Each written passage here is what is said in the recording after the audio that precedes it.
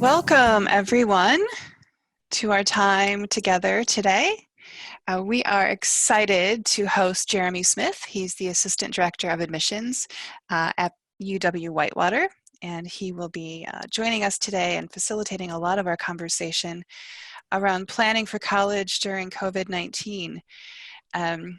We're seeing a lot of really interesting changes and modifications in our educational world.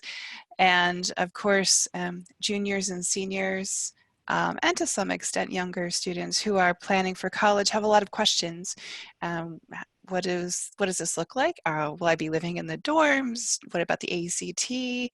I couldn't participate in my final semester. What does this look like? So Jeremy has graciously agreed to spend some time with us this afternoon to answer the questions that you might have, to provide kind of an overview of the information that we have so far, knowing that things are changing daily, sometimes hourly. And we will have time for questions at the end. You'll see in Zoom, if you're new to Zoom, at the bottom of your screen, there's a chat window. And I'm going to type a little hello in there so you can see it pop up. It pops up in an orange. Please use that for questions. We will have, again, questions at the end, but feel free to ask them throughout. And if they're relevant, we will answer them at that time. Otherwise, we will answer at the end. And I wonder, in the chat, if you could just try to get a sense of who is in the room. If you could enter whether or not you're a junior, a senior, a parent, sort of who are you? And we'll watch the chat for that. I will be moderating the chat. My name is Valerie. I'm a Director of Continuous Improvement at CISA 2, and we're offering this as a service to our families. And so we have, so far, a lot of parents. And just note that closed captions are available as well. So we have a junior, and our mom is here, a teacher of the deaf, a senior. Hi, Livy. Livy, we're thinking about you. Can't be it must be difficult to be a senior during this time, but kudos to you for joining us, and some juniors and a sophomore. So we have a pretty diverse group, Jeremy. Excellent. I'm glad to hear it. Yeah. What do you have to share with us? So thank you, Valerie, for inviting me today, and welcome to all of you. Again, my name is Jeremy Smith. I serve as an assistant director at the University of Wisconsin-Whitewater. And what I'm hoping to just kind of go through in about 15 or 20 minutes is just some very general entry level suggestions for students who are maybe just beginning their college search process. Talk about some of the developmental skills that I think students can start working on now that they'll really need to fine tune in order to be successful at the college level. And then I'll talk more about some of the things that are happening now that we're in this new normal and amidst the pandemic, and some of the things that colleges and universities are doing to stay connected with students and make sure that you're still engaging in the college search process, getting the information that you need. And then lastly, I have a number of updates from the University of Wisconsin system. So you may have seen a number of news articles coming out in the last weeks and days, and I'll share as much information as I can, as I'm sure everybody can understand and appreciate. There are certain things we don't necessarily have the answers to quite yet that we're still working through, but I'm happy to try and provide as much information as I can, and really curious to kind of hear what sort of questions both students and parents and others may have. So let's jump in and just initially talk about sort of starting that college search process. So for a lot of students, we talk about just finding the college fit, right? What does that mean? There are over 4,000 different diploma granting institutions in this country, and I don't think that any of them are bad institutions, but it's just about finding what's right for an individual student. And when I think about that process, before you even get into identifying, well, what's this school or that school, I think it starts with a matter of reflection and discussion, asking yourself, what are the things about a college that are important to me? What are the things that I want? Is it a school that's close to home, or is it a school that's far away from home? Maybe location doesn't matter. Do I want a school that's in a metropolitan area or a school that's in a more rural area? Or again, maybe that doesn't matter. Am I looking for certain involvement opportunities? Obviously, if you know what you think you might want to major in, do they have the programs that I'm looking for? So thinking about what are the things that are most important to me when you think about your college experience. And then I'd also encourage you to ask the second question of, well, why do I think that's important, right? You might say, well, I want to look at schools in Florida because I love the warm weather and I hate the snow. And that may be true, but is that maybe necessarily the driving factor in your college search? I think it's just important to reflect on those things and not only you think about them, but have discussions with your school counselors, with your parents, with other relatives, with friends that are going through this search process as well. Having that discussion will help you fine tune kind of what those characteristics are that you're looking for in a college or university. And so once you've identified what those factors are, then you can start to move to trying to find specific institutions. And so there are a number of different online resources you can use to find which schools will meet those criteria that you've identified. You could use, there's a College Board has one. Your school might use Naviance or some other sort of program to help you find those schools. And it's become pretty common that many students will sort of approach the college search process in this three-tiered sort of setup. And so you see, I have reach schools, fit schools, and safety schools. And that's really identifying how your academic accomplishments, your GPA and your ACT or SAT test scores, if you have them, would align with the type of students that enroll at that university. And so a reach school is going to be, well, I'll use UW-Whitewater as an example. We have an academic average of about a 3.2 unweighted GPA on a 4-point scale and about a 23 on the ACT. Those are the types of students on average that enroll at UW-Whitewater.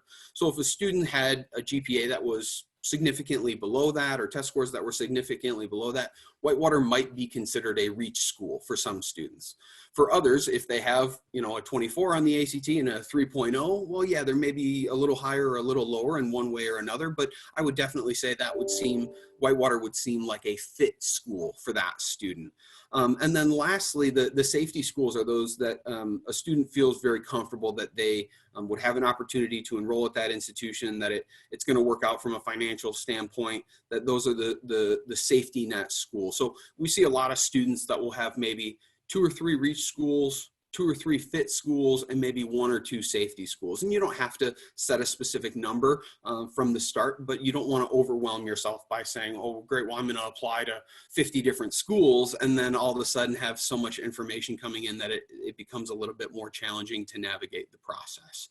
So that's a good way to start identifying which schools you want to look at. Now, part of this presentation was also thinking about not just how do I find those schools, but what am I going to need to do to prepare myself to be successful at the college level? And obviously a lot of that starts with the opportunity to do well in your classes and demonstrate that you have an academic knowledge to be successful. But there's also a lot of other characteristic traits that you'll want to make sure you're being cognizant of. So the first you see here is time management. One of the big things that students struggle with when they transition from high school into college is the sort of lack of organized structure or external structure.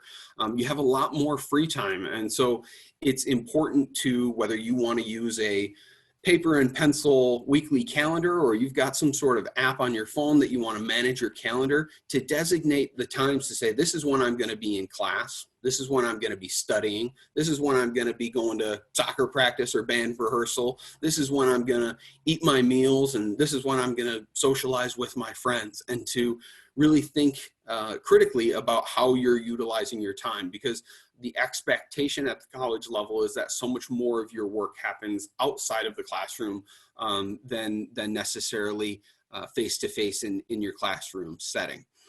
Some of the other things students maybe don't think about, but it's important to Develop good stress management skills. And that could be anything from regular exercise, making sure you're getting plenty of sleep, having good nutrition, meditating, whatever it may be, whatever sort of self-care that a student needs, to maybe adjust, right? Maybe they're stressed about being away from home for the first time, or that responsibility of managing their time a little bit more. So making sure you're being cognizant about how your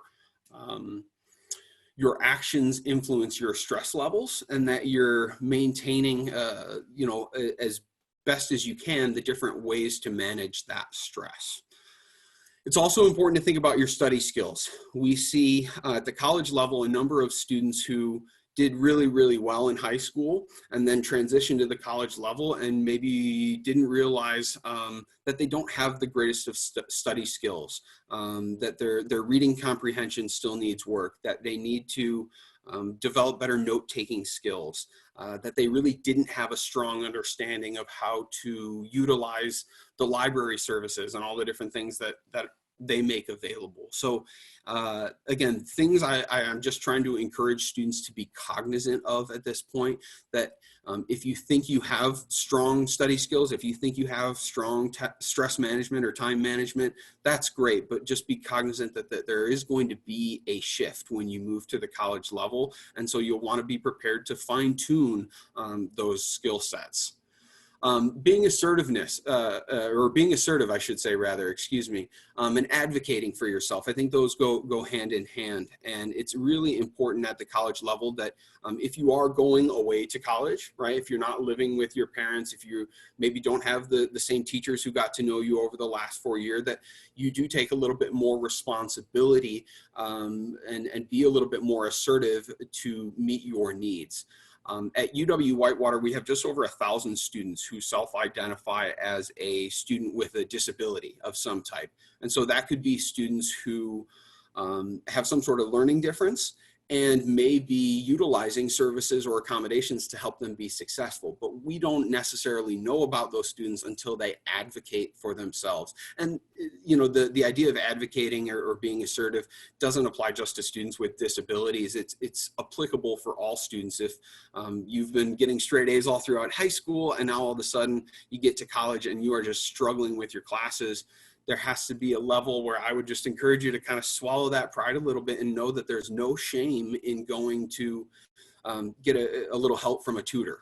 So those are things, again, I just hope that students are starting to be cognizant of in terms of making sure you have the skill set to be a successful college student. So moving on to some of the things that we are doing during the pandemic. First and foremost, I'll say, and I'm sure you've all heard this 100 times at this point, I hope that you are all staying healthy, staying safe, sheltering at home as much as you can, and socially distancing. And it's a very unique time to be alive. And so the big message that UW-Whitewater and that we've seen from other institutions is that we're still here. I put on a shirt and tie every day. I promise I didn't just do this for you. I do this every day because it's important for me to make sure that I'm maintaining a mindset of support for students. And so while we can't meet face to face, there are a lot of things that colleges are doing to stay connected with you virtually. So a couple of the things. So many of you, if you've been on a college website, you may see we have a lot of institutions have a virtual campus tour. And at UW-Whitewater, you can walk around outside and you'll click on a building and you can have the student, sort of pre-recorded student, walk you through the whole thing. Or if you just want to jump straight to the business building, you can jump there and go inside that building and see all of the different classrooms, and there'll be videos and different pictures. So you really do get a pretty good sense of what it's like in that space. And there are also a number of schools. This is something that UW-Whitewater is working on right now. There are a number of schools who are having their current students actually log into a video conference similar to this, and then walk students through the virtual tour themselves. So that way it's not just sort of watching a video or clicking through on your own, but you can actually engage with a current student. So look for those sort of opportunities from Whitewater in the future, and look for it. I know there's a handful of schools that are doing that sort of thing already. It's not the same as being physically on campus, but it's still a really great way to engage with a current student, ask your questions, and get to see the components of campus that you're interested in seeing. Also, during the pandemic, a lot of institutions are really bulking up their social media accounts. So we've had student panels on some of our social media accounts. We've had different postings from faculty members that are sharing more about their programs. UW-Whitewater held a virtual Warhawk preview day. We're the Warhawks, that's our mascot if you didn't know that. And we have these normal open house events where we would normally have a couple hundred people on campus. Well, we tried to do that through a Facebook event, and a lot of colleges and universities are utilizing their CRM, which is a online platform that helps them connect with students and reach out. They're using that to host different events as well. So it's a great way. Again, if you are a high school student who is seriously considering any college or university, and you're not already following or liking their social media pages or their admissions pages, I would strongly encourage you to do that. It's a great way to continue to learn more about an institution, just as you're kind of scrolling through whatever news feed it may be. So, and then lastly, know that, at this time of year, we would have normally had students coming to campus and meeting with counselors individually, and know that we are still very happy to do that. If you contact an admission office and say, am I able to schedule a WebEx or a Zoom meeting, if you want to talk face-to-face, if you don't want to do that and you just want to talk over the phone or even just exchange emails, know that we are still here and want to have those conversations with you. So please reach out to admissions offices and let us know what sort of format you're most comfortable in. And a lot of us have different ways that you can sign up for those things on our websites as well. So I will keep moving along because I want to make sure I get to your questions. The last slide here is just some things that have changed pretty recently, largely due to the pandemic within the UW system. And some of these things have happened in the last couple of days. So I have hopefully some helpful updates, but I don't necessarily have the answers for everything yet. But the primary focus behind some of these changes is really removing barriers and promoting access. And that's long been the mission of the UW system is to provide access to Wisconsin students. But now, given the pandemic and some of the additional barriers that have been created, these are some of the changes that we've put in place. So first, there is a new UW system e-app that is scheduled to launch on August 1st, 2020. And that is the first day that students who are applying for the fall 2021 term can access the online application. So if you're finishing your junior year in high school, you're going to be able to apply to any state school in Wisconsin in just a couple of months. In about 3 months, you'll be able to access that online application. And if there are school counselors or parents or administrators who may be familiar with the old UW system e-app, just know that some of the changes we're making are trying to limit some of the questions pertaining to residency so that there aren't as many questions that are confusing students in that regard. Know that the format is just trying to make things a little bit cleaner and more streamlined. Again, it's all about providing access and removing those barriers to help students get through the application process. We are also, as of about a week or two ago, the application fee has been reduced to $25. Now, it used to be $50, and the only institution that this is not changing for is UW-Madison. So the Madison application fee is staying the same, but for the other 12 four-year universities and their branch campuses, that application fee is being reduced to $25. That's certainly an initiative, I think, because of the pandemic, but something it's important to be aware that I guess we still have a UW system fee waiver. So if you still find that $25 fee to be a barrier, we want you to reach out and share with us. And we're trying to maintain a very flexible and reactive sort of viewpoint when we're working with students on that application fee. We are also accepting unofficial documents for review. So if you can't get a hold of an official copy of your high school transcripts because your school is still closed down, if you're able to log into some sort of online portal, or you can get somebody to email us a copy, for our review purposes right now, we are accepting unofficial documents. So if you're having difficulties getting those items, again, please let us know. And if you're able to get an unofficial copy, we're going to accept that for right now. And then the last update is the suspension of the ACT and or SAT requirement. Historically, students have had to submit an ACT score in order to have their application reviewed. Because so many students are no longer able to take the test right now, we're going to be reviewing. This is a temporary policy exemption so that students can submit their transcripts and their application and be reviewed on that. I will speak for UW-Whitewater alone in saying that it's still something that we view as an important component to your application review. So if you believe that ACT or SAT test score is important for us to review, we're happy to take that into consideration. It's just not technically going to be a requirement at this point. So I know that probably raises a lot of questions related to scholarships and placement testing and some of that kind of stuff. And those are the things we're still starting to work through for the fall 21 class. But at this point, I hope that's been somewhat informative. I've shared with you my contact information there, but I guess I'll refer back to Valerie if we've got anything coming through on the chat. Oh, we have several things coming through in the All chat, right. and I'm gonna try to categorize them. All right. I think I'll start with just the general question, and you mentioned this maybe earlier. If you had to advise high school teachers in terms of best preparing students for college, would you have some suggestions that you might offer in terms of the skills that high school students need to be ready for college?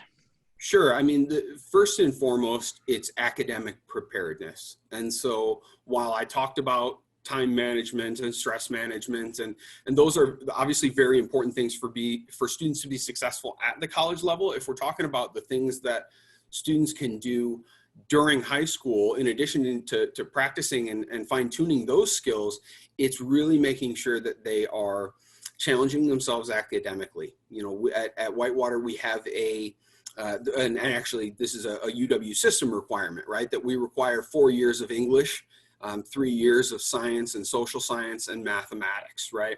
Well, we may only require a student to have 3 years of math or 3 years of science, but it is always going to be to a student's benefit, especially if they are going to be studying in one of those areas, to take that 4th year. I can't tell you how frustrating it is for me to see students who say, I want to become a nurse, or I want to become a doctor, I want to be in the pre-medicine program, and they, only took 2.5 years of science, or they took 3 years and they could have taken the 4th, but they didn't. I think that's important for teachers to implore that upon students. I think the temptation can be to say, hey, it's my senior year, I've earned it. And absolutely you have, and you should be proud of the hard work you've done, but view that senior year not just as the final year of high school, but as the first year before you start college, right? So I would say that's the pinnacle, is to just make sure you're still challenging yourself academically and encouraging your students to view it not as the last year of high school, but as the first year before college. And along those lines too, there was just a question around preparedness. So some high school teachers are accepting late assignments, or perhaps being a little more lenient with the students. Are you seeing that with the university professors as well, or are they maybe a little more rigid, or just is it an individual preference? Sure. I think, a lot of what I've heard from our faculty is that we are, the big word that I keep hearing from our campus leadership is being flexible, right? We understand that everybody has different circumstances. We don't all have the same technology. We don't all have the same family and home environments. We all don't have the same thing. It's taken a lot of the similarities that we would otherwise share in a face-to-face environment, and kind of thrown those to the wind. And so I do know that our faculty are being very intentional about reaching out to students who may be showing signs that they're not submitting homework or they're not, engaging in class discussions, that we're reaching out to those students. And so I think it's all about support at this point. None of us wanted this or asked for this sort of learning environment. And so we have to support one another. And everything I've heard from our faculty is that they're doing that at this point, and we're going to be understanding from an admission standpoint of students if we start to see transcripts there where we are forever going to know that the spring 2020 semester was the semester we all had to move to online learning. So anytime we're reviewing a transcript, there's always going to be that contextual knowledge that this is when the pandemic hit, and it wasn't ideal for anybody. Great, thank you. And so I'm just going to address, there was a question just about providing support for different needs, if a student needs an accommodation or has separate learning needs. And it sounds like from your response to that question that your faculty does the best they can to address those. And certainly in terms of learner accommodations, those are addressed as well. If a student has a need for an interpreter, has a need for, other sort of, I don't know, in a wheelchair, that sort of thing. Yeah, like I mentioned earlier, Whitewater is specifically basically the flagship institution in the state for serving students with learning differences or physical disability. I mean, we're national champions in wheelchair basketball, and so Yeah. Whatever accommodations a student needs, and again, even shifting to online learning here at the end of this term, our Center for Students with Disabilities has still been very engaged with our student population to make sure that they're getting the accommodation they need in order to still be successful. Great, thank you. So another big category of the questions have to do with exams. And if you know what placement exams will look like, the college level examination program, and if a student maybe took an ACT and maybe their score wasn't the best and they wanted to retake it, how are you addressing those sorts of things? Sure. So I'll start with placement exams. I do know that the UW system is working on making arrangements to have a online placement exam. In the past, new incoming students were asked to in most cases come to one of the campuses and take a paper and pencil placement test for either English or foreign language or mathematics. And so at Whitewater, and again, I'm speaking just for Whitewater in this regard, we had historically always required the math placement test. And at this point, for the fall 20 term, we are planning to use students' ACT or SAT subscores in order to place them into those math classes. Now that this recent development of not requiring those test scores for the fall of 21, that's where I don't have answers for folks at this point in terms of how we'll place students for fall of 21. I would assume that at that point, hopefully some form of system placement testing is back in action, and we could potentially use that, but that's still sort of to be determined. And for the students that, I think the second question was about students who maybe have taken the test once but are hankering to take that a second time because they want to improve their score. As somebody who took the ACT 4 times when I was in high school, I know it's not an enjoyable experience necessarily, but it can be extremely effective in helping students get admitted to certain colleges or qualify for certain scholarships. So if you're a student who's in that circumstance, know that College Board and ACT are making arrangements to schedule additional testing dates in the fall, hopefully, and if they need to, they will move to an online format as well, and that may be different But additional testing opportunities will become available at some point in the future.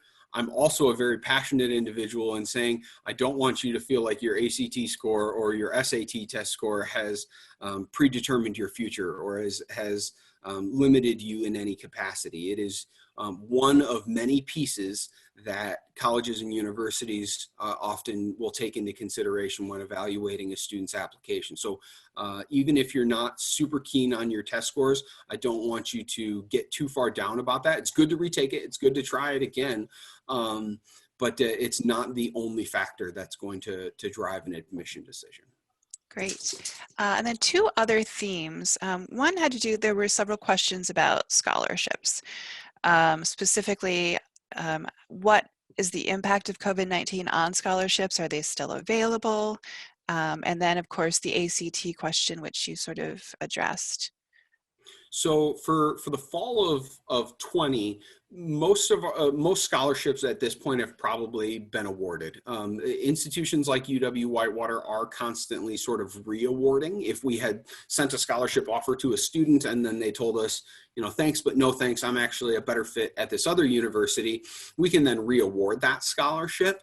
But you know, at this point, because for the fall of 20, most students would have some sort of ACT or SAT test score on file, we're still using that in a lot of our scholarship determinations. But at a place like Whitewater, we awarded many of our scholarships back in February before the whole pandemic started. So it really didn't impact our scholarship distribution that much. It may influence some of the redistribution, but that's sort of ongoing. And then what was the other question about the ACT? Yeah, just the impact overall on some of these things on scholarships. Yeah, I think that's. I think I have a meeting on my calendar for tomorrow or the next day to talk through that, and I think we're going to have to make a decision whether or not those test scores will be required in order for students to qualify for a scholarship, or if not enough students are able to take the test, then what other sort of means will we be looking at? So other places will have a separate, you know, again, this isn't specific to Whitewater, but I know other universities will create a separate scholarship application, or they will require an interview or a second essay or something to that effect so that they can gather more information to make the best informed decision about those scholarships. So I don't know where UW-Whitewater will land on that issue for the fall 21 semester, but rest assured we will be working towards that so that students have that information as soon as possible. Great. And the other sort of bucket of questions I'm not sure that you can answer, but I'll sort of summarize. The one big one is, will the campus be back in business come fall? And I think it's fair to say we don't know. Is that correct? Yeah, well, I have a very nice formal statement I'm happy to read for you. Please read it for us. It just said, you know, at this time, Whitewater has not made a decision regarding how we will return to campus in the fall or the delivery method of our coursework. We continue to evaluate state and national guidelines, CDC recommendations, and are in consultation with the UW system. Obviously, our students' health and safety is the top priority, and as soon as we can make that decision, we want to, because we know that's a huge point of interest for a lot of students and families. I will also add that I know that across our campus, at the leadership level and at the departmental level, we are making plans that if we are able to resume classes on campus face-to-face, what does that look like? Do we need to restructure the classroom setting so that students are at least 6 feet apart? Do we need to limit the number of people that we can have eating in the dining facilities at one time? Do we need to limit certain events and change certain building structures so that we can best accommodate students? So know that those conversations are happening, and that if, fingers crossed, we are able to have classes in the fall, we're going to make every effort to have the most safe environment we can for students. Great, thank you. Yeah. Then the other bucket of questions I'm assuming are also sort of fit into the unknown category. Hypothetically, let's say that school is virtual in the fall. A number Mhm. of the student costs have to do with food service, transportation, that sort of thing. Do you envision costs being modified for tuition given that some of those things wouldn't be available? Sure. So the housing and meal plan charges obviously wouldn't be applied if we were in an online format. And so when we had to shut down our residence halls in March, this past March, we reimbursed our students at a prorated rate for some of their housing and meal costs. Um, from a tuition standpoint, I don't believe that the tuition for Wisconsin residents would be altered at this point. There may be some changes in certain fees, right? So some of the fees are student activity fees or segregated fees that may no longer be necessary. So there could be a change in some of those fees, but I believe the tuition is probably likely to remain the same regardless of whether the students are on campus or in a virtual classroom. Okay, thank you. Um, I believe those are sort of the buckets of questions. One student asked about taking college courses in high school, and so if you weren't aware of that, that's something that you can do in your high school as well. You can reach out to your school counselor. UW-Whitewater offers a program right with high schools in the state, the technical colleges. So it's a great way to sort of first of all, earn the college credit while you're still in high school and also get a sense of what that college credit looks like. So that would be something to reach out with your school counselor. Jeremy, anything to add or in Yeah, and I to would that? say that's a great way to again sort of challenge yourself academically by taking those college level courses. So yeah, absolutely reach out to your counselors and reach out to the universities about how you can start working on some of those college classes while you're still in high school. And save yourself some money too. That Absolutely. that helps too. Yeah, absolutely. And then there was just a question about how much college costs, and that's unique, right? Each university kind of sets their own tuition and room and board and that sort of thing. Yeah, absolutely. I used to work at a university before I came to Whitewater that their tuition and housing and meal plan total cost was over $45,000 a year. But every single student that got accepted to that university got at very minimum an $8,000 scholarship. Now Mm-hmm. at Whitewater, not every student qualifies for a scholarship, but our tuition charges are much, much lower. We Mm-hmm. about $15,000 or so for an in-state resident. And while, we do still award a number of scholarships, we're not awarding, $10,000 scholarships. We're awarding $2,000 and $4,000 scholarships, right? So Sure.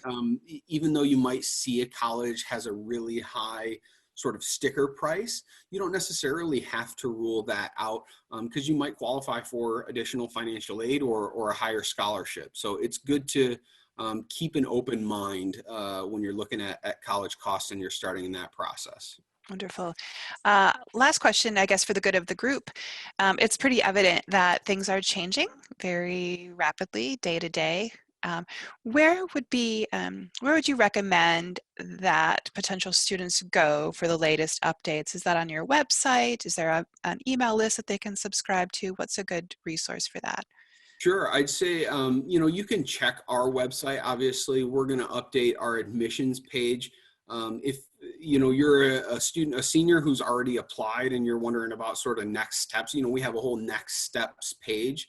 If you're a junior or an underclassman who's just sort of looking out for, major updates, quite honestly, I'd say, the social media pages are a Mm-hmm. great outlet. Not to say that that's always going to be the most immediate sort of thing. But I know that as soon as we've got sort of official word on things, yes, we're going to put it up on our website, but we're also going to post it to social media. And so I think for a lot of students, rather than relying on checking the Whitewater webpage every day or every week or whatever, if Yeah, you're already checking your social media accounts on a regular basis, just liking those pages, that way you'll see those updates as they come through. great. Great advice. Absolutely. Um, I believe that's all. Oh, so for juniors, we have a lot of juniors and parents of juniors. When would you suggest that they start to apply for scholarships and financial aid? Sure. Separating the two, I mean, you can apply for external scholarships at any point now. I mean, there are scholarships that as a, high school junior at this time of year, you can apply for. They aren't through a specific college or university. They're going to be through a third party. One of the websites I've always recommended is called FastWeb. If you go to fastweb.com, you'll create a profile, and it'll ask you all sorts of biographical information, and then it will actually notify you when a external scholarship that you could potentially become eligible for becomes available. And so you can start applying for external things in your community and things like that right now. In terms of when to apply, most colleges are going to open up at some point, either in the late summer or early fall. So like I said, the UW system application will open August 1st. Other private schools may open in June or July, and there may be others that are, mid-August or September 1st or something like that. But generally, late summer, early fall, you should be able to start applying to just about most institutions. Now, the scholarship part, in terms of applying at the institutions to receive scholarships from the individual colleges and universities, that part may vary from university to university. So at Whitewater, you don't need to submit any separate application to apply for scholarships at this point. You're just sort of automatically considered, right? At other institutions, you may have to meet certain deadlines or submit additional information to qualify for those scholarships. So that part you'll want to, again, that's part of why it's so important to engage with the admissions office and financial aid offices that of the institutions that you're considering. And then you had also mentioned, Valerie, that the question was about applying for financial aid. Mm-hmm. October 1st, I know I'm throwing a lot of dates at you, but if you email me, I'll send them all to you, I promise. October 1st is the first date that you can file a FAFSA, the free application for federal student aid. And that's the single greatest way that you can help yourself by potentially qualifying for additional financial assistance from our federal government, from your state government, and from the colleges and universities that you're ultimately accepted to.